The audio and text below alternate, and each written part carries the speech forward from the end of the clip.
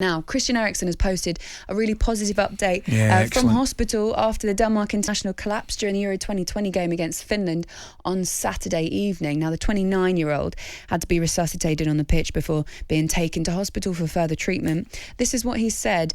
He's feeling fine under the circumstances. Now, investigations are still happening about why he collapsed and what happened exactly.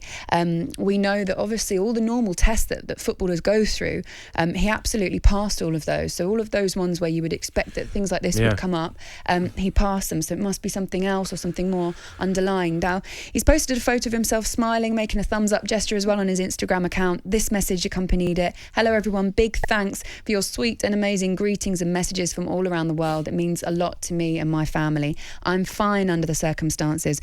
I still have to go through some examinations at hospital, but I feel okay. Now I will cheer on the boys on the Denmark team in the next matches. Play for all of Denmark.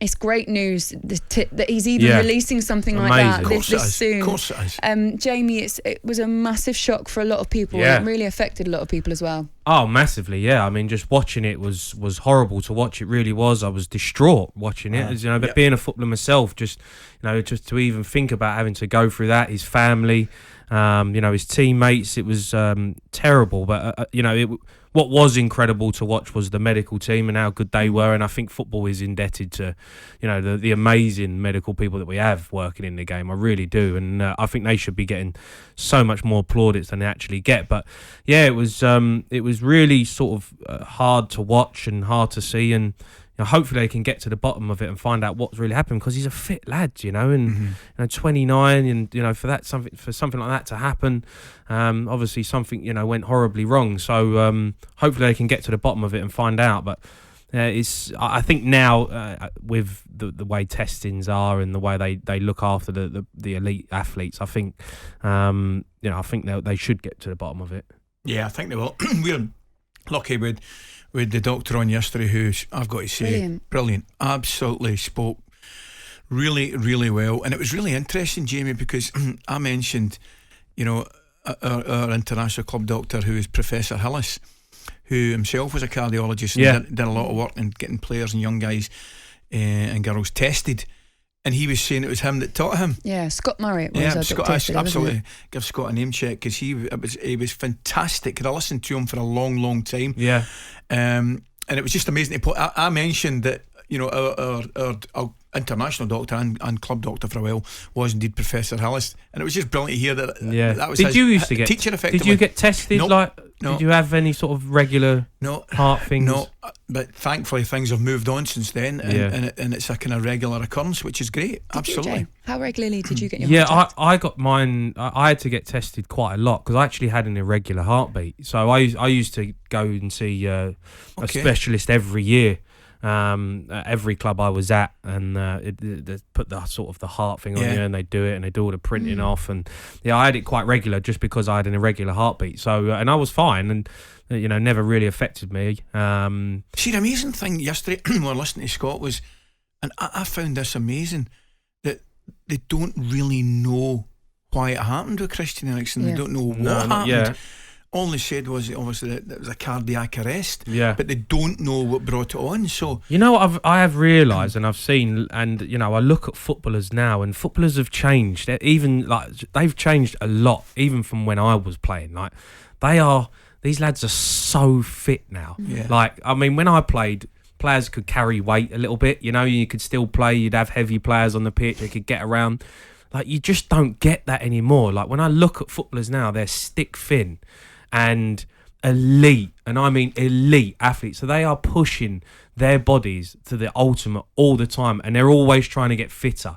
Every footballer wants to be fitter, and I just hope that they're just the fitter these lads get, the better the sort of science and everything behind it about keeping them healthy is getting as well. Because I think the game now has got so much more about fitness and how far you can run and how far you can push your body. You just got to be a little bit careful, We were paying credit as well to the medics, really, that got onto the pitch so quickly yesterday. A couple of brothers as well that used to be athletes themselves and retired and went into it themselves. And I just thought that, that in terms of those unsung heroes that we talk about, even the referee for stopping the game so quickly and just being so on it, and we kind of, take it for granted because we say, well, that's your job and you're paid to do that. But my goodness, if your job is to have somebody's life in your hands and be the person that saves them, I mean, it's just, you can't pay them enough. Listen, I mean, there's one thing is that at the top of the games, Premier League, international level, the medical staff are incredible, right? Absolutely. We're so lucky and so blessed that every team that I was at, Tottenham, Wolves, Fulham, I mean, the medical staff were absolutely incredible. They were brilliant. They look after you every single day, whatever you need, and you ask them questions, they knew the answers. What I hope and what I want to see is that the medical side of the game goes further down the pyramid, because I think the further down you go, the less great it is.